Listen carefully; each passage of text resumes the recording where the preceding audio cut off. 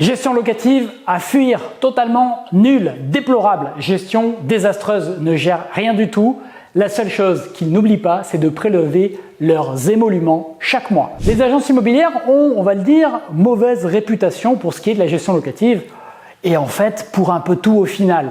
Pourtant, quand on n'est pas sur place, il faut bien déléguer à quelqu'un et les agences, après tout, sont là pour ça, non? Mais s'il existait une meilleure solution, eh bien, c'est ce qu'on va voir dans cette vidéo où je vais aussi vous parler des solutions que j'utilise pour que vous puissiez enfin dire adieu aux agences. Dans l'immobilier, pour passer de la rentabilité que vous avez calculée à du cash sur votre compte, il faut respecter le principe de l'excellence opérationnelle.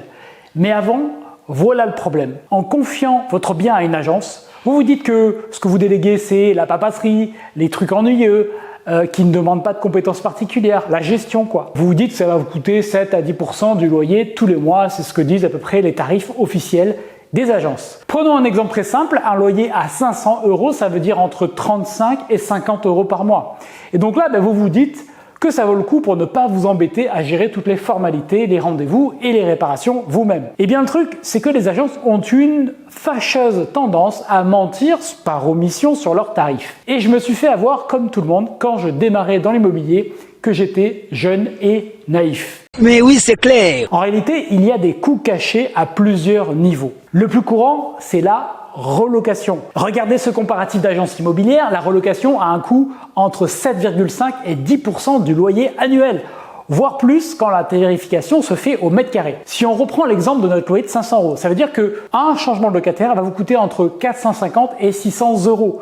Donc payer un mois de loyer pour une prestation où la personne a souvent le rôle d'un simple porte-clés, avouez que c'est un petit peu fort. Si on fait le calcul, on est déjà à donc 50 € par mois de frais de gestion locative classique, donc 600 € annuels, plus 600 € d'honoraires de relocation. Alors peu importe comment vous le déguisez, comment vous l'appelez, vous le découpez, au final c'est ce que ça va vous coûter. Donc 1200 € par an de gestion. Et rien que là, vous venez de comprendre en quelques minutes qu'une gestion, une agence, va vous coûter au minimum le double de ce que vous pensez.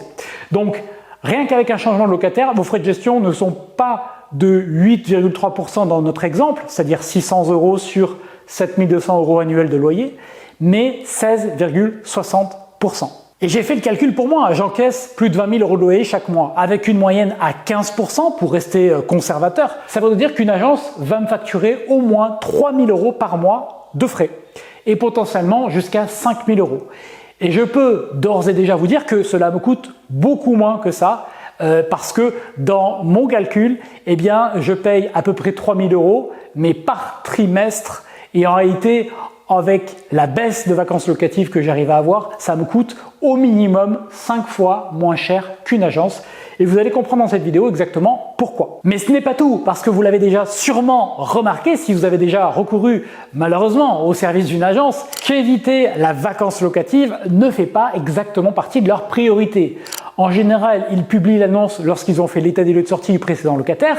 Ils n'anticipent pas beaucoup les choses et du coup, en tout cas ça m'est déjà arrivé, de perdre facilement 2 à 3 semaines de loyer à chaque changement de locataire et parfois plus. Si on fait le total, donc 1200 € de frais de gestion et de relocation, plus on va dire 375 € de perdus à cause de la vacance, ça fait déjà 1575 €, donc 130 € environ par mois. Donc la réalité, c'est que vous pouvez assez facilement vous retrouver avec plus de 20% de frais de gestion sans vous en rendre compte pour de la longue durée où il ne se passe pas grand-chose 9 fois sur 10. Sans compter que la plupart des agences gèrent mal les choses.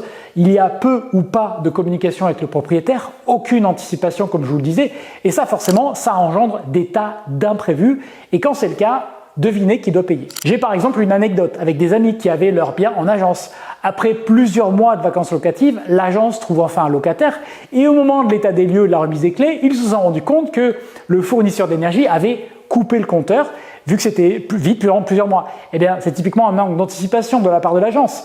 Du coup, eh bien, qu'est-ce qui s'est passé? Le nouveau locataire a dû passer plusieurs nuits à l'hôtel, faire une demande d'ouverture de ligne, de branchement dans le langage technique, et la facture a été payée par moitié par le propriétaire et donc l'agence s'est complètement dédouanée. Vous voyez l'effet que ça peut avoir sur votre cash flow mensuel si pour un loyer de 500 €, vous devez avoir au moins 130 € par mois de gestion. C'est un quart des revenus locatifs dans ce cas-là qui partent uniquement dans la gestion. Pourtant, la gestion, c'est vraiment la clé de réussite dans l'immobilier. Quand on regarde la vie d'un projet, on a tendance à croire qu'on a fait le plus dur une fois qu'on a trouvé le bien, qu'on a obtenu le financement, qu'on a fini les travaux et qu'on a trouvé un locataire fiable. Eh bien, en réalité, bien acheter, c'est juste la base, le préalable, mais c'est l'excellence opérationnelle qui va véritablement faire la bonne affaire. Et vous savez quoi? C'est même pas le pire. Dites-moi dans les commentaires si vous avez déjà vécu ce qui se passe. C'est que en agence, eh bien, il va souvent y avoir en plus 10 à 20% des loyers qu'elle va garder de côté pour les éventuelles futures dépenses.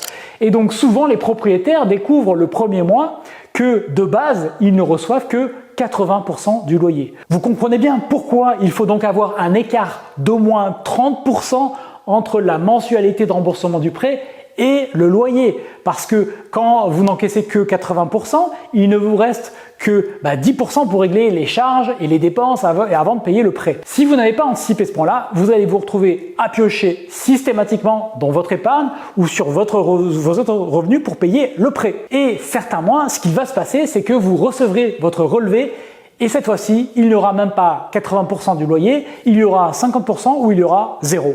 C'est-à-dire que personne ne vous aura prévenu que le locataire n'a pas réglé son loyer. Si je résume la situation, vous avez de base jusqu'à 25% de vos revenus locatifs qui partent en gestion pour que Jean-Michel puisse ouvrir la porte avec son porte-clés. Vous rajoutez à cela les charges de copro, les réparations, taxes foncières, le prêt immobilier, éventuellement la fiscalité si vous n'avez pas suivi ma formation sur la SCI. Et au final, vous perdez de l'argent tous les mois, vous n'atteignez pas vos objectifs de cash flow et vous avez l'impression que tout ce qu'on vous a dit sur Internet était faux et que l'immobilier ne va pas vous permettre d'atteindre votre rêve de liberté financière. Ce que font la plupart des propriétaires au bout d'un certain temps, c'est qu'ils changent d'agence en espérant que la prochaine soit mieux. Il peut évidemment arriver que ça se passe bien pendant un certain temps, ce qui est quand même la moindre des choses. Mais le prix à payer reste quand même le prix fort. Et puis un jour, eh bien, vous vous rendez compte que l'agence n'a pas effectué, par exemple, les réparations nécessaires au fur et à mesure pour maintenir le bien en bon état, qu'elle n'a pas exigé des locataires qu'ils fassent l'entretien ou qu'ils payent les réparations qui étaient à leur charge. Et vous vous retrouvez à mettre un bon billet sur la table pour remettre votre bien en état et permettre sa remise en location. Et ce que je vous dis là, c'est du vécu.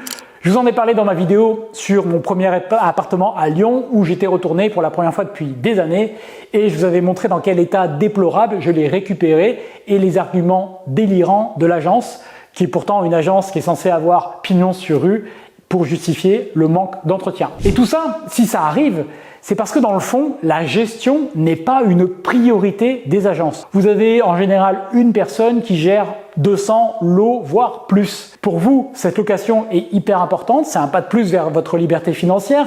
Vous avez sué pour obtenir le financement, pour trouver les artisans, pour que les travaux soient finis à temps, etc., etc. Vous êtes donc hyper investi financièrement et émotionnellement. Mais pour l'agence, en revanche, vous n'êtes qu'un propriétaire parmi d'autres et votre bien, c'est un parmi des centaines. La raison pour laquelle la gestion n'est pas particulièrement valorisée dans les agences, c'est que ça ne rapporte pas gros. Et c'est pour ça qu'ils vont y consacrer le minimum de ressources possibles. C'est une espèce de sous-métier, sans que ce soit appelé comme ça dans l'agence, parce que ce qui rapporte de l'argent, c'est la vente. Du coup, les bons agents, les MVP, ils sont pas dans la gestion, ils font de la transaction. Si l'agent immobilier veut sa Porsche un jour, c'est pas en louant des appartements à 500 € le mois qu'il va y arriver. Donc, la location n'est pas sa priorité. Alors, vous allez peut-être me dire, alors pourquoi les agences s'embêtent à faire de la gestion dans ce cas-là? Eh bien, tout simplement parce que c'est une activité qui est stable et prévisible. Ça permet à l'agence de survivre dans les moments où il y a peu de ventes. Et puis, après, il y a des conflits d'intérêts et ça, c'est du vécu aussi. J'avais des biens dans une agence dont le patron avait également une boîte de travaux. Et j'avais remarqué que l'agence faisait très facilement intervenir la dite boîte pour remettre à neuf des trucs qui auraient pu être réparés à moindre coût ou qu'elle me facturait à moi des prestations qui n'étaient pas forcément nécessaires. Et le truc, c'est que toi, tu n'as pas forcément le contact du locataire. C'est pas toi qui communiques avec lui, tu ne suis pas l'évolution de ses demandes. Et donc, si en plus tu es loin géographiquement, tu n'es pas du tout en charge. Bienvenue dans Scam World, le monde de la gestion locative. Ou encore, j'ai eu ce cas où l'agence faisait intervenir une société extérieure pour faire les états des lieux. Alors du coup, ils étaient bien faits, mais du coup, ils étaient facturés à moi et aux locataires. Donc à quoi servait l'agence dans ce cas-là? Parce que le vrai problème au fond, c'est qu'en confiant la gestion de votre bien à une agence, vous déléguez intégralement le contrôle. Donc mon conseil, si vous ne voulez rien avoir à faire, prenez des parts de SCPI, ça marche très bien, c'est bien géré et vous êtes tranquille. Ou alors prenez des parts de biens immobiliers sur la blockchain, il y a plein de sites qui se montent autour de ça. Par contre, si vous voulez faire de l'immobilier en direct, abandonner le contrôle est une erreur. N'abandonnez le contrôle sous aucun prétexte. Je ne vous dis pas là de tout faire vous-même, au contraire. Je l'ai souvent dit, l'idée c'est pas se créer un second job, mais vous comprenez qu'il y a une différence importante entre déléguer et abandonner totalement le contrôle. Alors moi, ça fait 10 ans que je gère l'essentiel de mon patrimoine de plus de 40 lots sans agence et à distance. Et je dis l'essentiel parce que j'ai encore quelques biens qui sont malheureusement et encore en agence. Et j'ai pu constater, malgré la réputation de cette agence à Lyon et ses excellentes revues sur Google, qui sont souvent très fausses, qu'ils m'ont fait de la merde sur l'un de mes appartements. Donc j'ai donc mis au point depuis le temps des processus et des bonnes pratiques. Et je peux vous dire que j'ai très peu de jours de vacances locatives avec ce processus. Voilà par exemple un tableau que je tiens un jour chaque année avec mes statistiques de changement de locataire. La première chose qu'on voit, c'est que j'ai eu une évolution du nombre de changements de locataires assez forte en 2021, donc post-Covid. Et donc c'est un peu difficile de tirer des conclusions long terme, mais c'est assez probable que c'est des gens qui avaient reporté un changement de vie ou qui ont anticipé au contraire un changement de vie lorsque la situation est redevenue à peu près normale. En moyenne, chaque année, j'ai entre 15 et 20 changements de locataires sur mon parc, donc j'ai à peu près la moitié de mon parc qui se renouvelle chaque année. Je vous ai pas mis les détails, mais évidemment, ça concerne en priorité les petits logements et les colocations où les gens restent un peu moins longtemps. Et ce type de logement représente là aussi à peu près la moitié de mon parc. Ce qu'on peut voir surtout ici, c'est que le nombre de jours de vacances sur mon patrimoine complet pour l'année, vous voyez que c'est entre 60 et 100 jours au total. Et que rapporté au nombre de changements de locataires, eh bien vous voyez que c'est entre 2 et 6 jours pour retrouver un locataire en moyenne lors d'une relocation. Et les jours de vacances sont beaucoup plus forts pour les colocations qui sont de plus en plus compliquées à relouer dans mon cas et donc c'est pour ça que je suis en train de changer de stratégie là-dessus. J'ai mis de côté bien entendu des logements dans lesquels j'ai fait des travaux puisque ça ne compte pas et ça fausse les statistiques. Mais vous voyez qu'en moyenne, eh bien, c'est 6 jours l'année dernière pour relouer un bien immobilier, ça reste extrêmement raisonnable. Bien entendu, le but c'est d'améliorer ces chiffres grâce au processus que j'ai mis en place. D'ailleurs, je suis en train de préparer un contenu où j'explique toutes mes méthodes de travail. Si vous voulez être prévenu quand le produit sortira, je vous invite à vous inscrire sur la liste d'attente et vous recevrez par la même occasion le processus de relocation que je suis au format PDF. Je vous mets le lien en description. Je détaillerai d'ailleurs dans ce contenu de ma gestion locative en détail et ça va vraiment vous surprendre. Je vous donnerai la méthode exacte que je suis, les processus, les formulaires pour gérer les incidents de locataires et plein de choses. Tous les documents que j'utilise en réalité au quotidien parce que évidemment j'utilise un modèle de gestion locative indépendante et donc chaque relocation me coûte beaucoup moins cher qu'une agence et je n'ai pas de frais de gestion fixe. Et pour synthétiser, on est face à deux grandes situations quand on remet un bien en location. Il y a les biens dans les zones peu tendues, style petite ville, etc. Et il y a les zones dans les zones tendues, les biens dans les grandes villes ou qui sont très recherchés. Donc vous comprenez bien que dans une zone plutôt peu tendue, petite ville, etc., les locataires ont un peu moins de moyens et le dernier truc qu'ils ont envie de faire, c'est filer un demi-mois de loyer ou un mois de loyer à un agent immobilier qui a juste servi à ouvrir la porte. Donc ça les rebute. Ils préféreront évidemment relouer avec un propriétaire en direct. Ça sera beaucoup moins de frais pour eux. Donc automatiquement, vous êtes beaucoup plus attractif pour ce genre de locataire dans ce genre de contexte. Et à contrario, dans les grandes villes, eh bien, c'est un peu l'effet opposé. Pourquoi avoir besoin d'un agent immobilier quand vous avez des candidats à l'appel, que vous avez des très bons profils, qu'en plus, il y a des agences en ligne, il y a plein de solutions alternatives qui existent. Donc, pourquoi payer des frais classiques d'agence dans ces cas-là lorsqu'il n'y a aucun effort de recherche et de sélection qui est à faire? La gestion indépendante avec les bons processus, ça marche. J'avais fait une vidéo où j'ai expliqué que je consacrais à peu près 6 heures par mois à la gestion de mon patrimoine complet.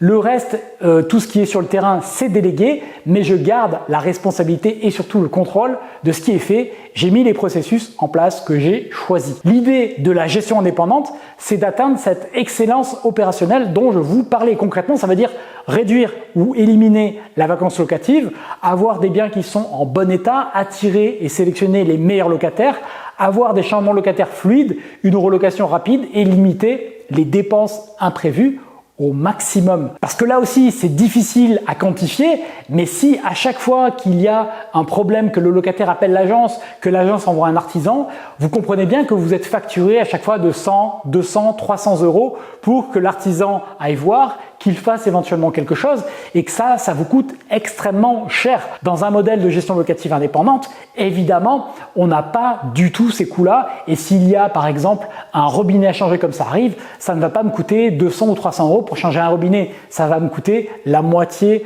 de ce que vous payerez en agence. Donc, vous comprenez bien que les économies sont en fait substantielles. Vous avez par exemple ce témoignage d'un investisseur qui dit « Je gère une vingtaine de biens à distance et je pars bientôt en road trip ». Ce genre de phrase, ça paraît totalement irréaliste à des gens qui déjà n'ont pas investi dans l'immobilier ou à des gens qui sont à distance. Vous voyez ce que donne la gestion locative indépendante, ça n'empêche pas de partir en vacances. Moi, je vous le rappelle, je suis à 1700 km de mes biens. Et puis, je me souviens aussi du témoignage d'Anémone qui vit en région parisienne et qui gère ses biens à distance qui sont à Rennes et à Nantes. Je vous mets le lien vers son étude de cas en description si ça vous intéresse.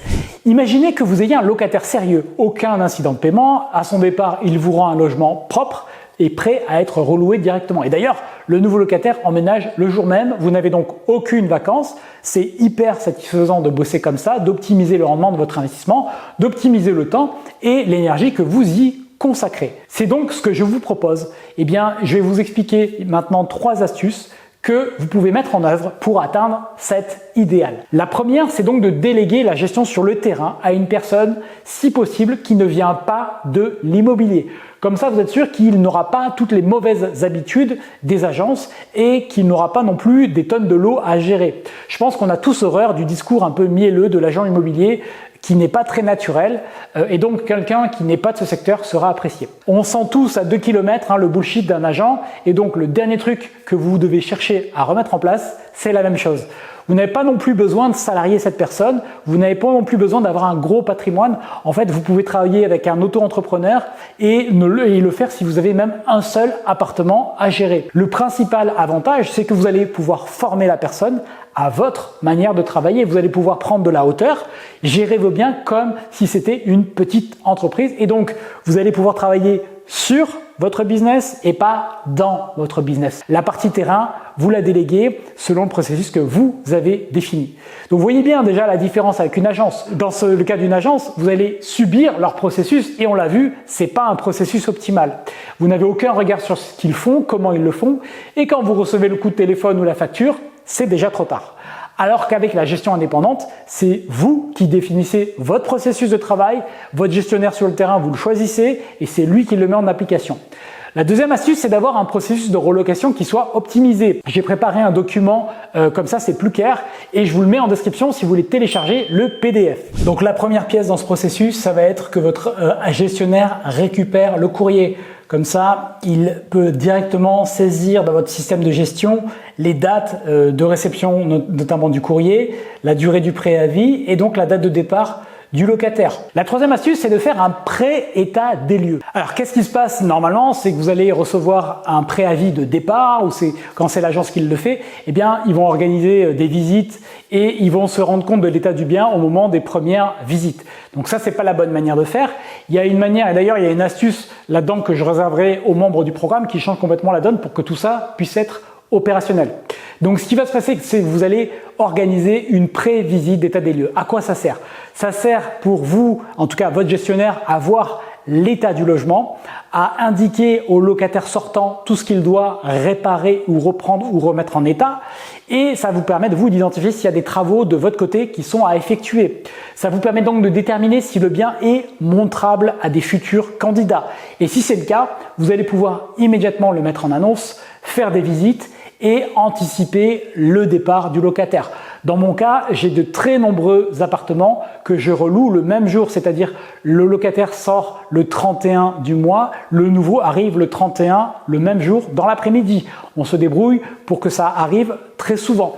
Et donc pour le faire, c'est grâce à cette pré-visite de sortie. Parce qu'évidemment, si vous faites comme une agence, que vous vous rendez compte le jour où on vous rend les clés qu'il y a des choses à reprendre, que vous faites intervenir un artisan qui vient 48 heures plus tard, qui commence ses travaux la semaine d'après, vous avez perdu 15 jours en un claquement de doigts. Bon voilà, vous voyez le principe, je ne vous le commande pas en entier, vous l'avez en téléchargement. Donc voilà, sur ce sujet qui n'est pas sexy, qui ne fait pas vendre, qui ne fait pas rêver et dont personne ne veut en fait regarder la réalité en face, c'est juste que si vous avez des biens immobiliers en agence que vous ne gérez pas vous-même, vous avez, je pense, constaté le catastrophisme ambiant qui règne dans une agence immobilière quand il s'agit de la gestion, pour ne pas parler du reste, et dans la majorité des cas, ça ne concerne évidemment pas toutes les agences et tous les agents, il y a des bonnes personnes et il y a des professionnels dedans, mais malheureusement c'est l'écrasante majorité de ce qui se trouve sur le marché d'après mon expérience, et encore une fois, je peux me tromper. Dans tous les cas, l'excellence opérationnelle est essentielle